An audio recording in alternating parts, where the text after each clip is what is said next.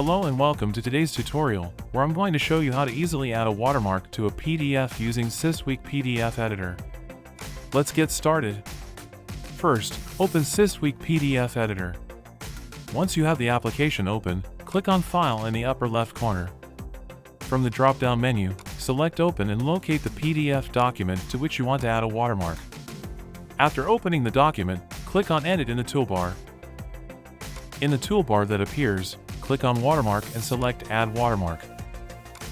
Here, you have the option to add a watermark using either a photo or text. In this video, I'll show you how to do it with text. Just type your desired text, then choose the font, size, color, and other settings. Next, select the location where you want the watermark to appear in the document.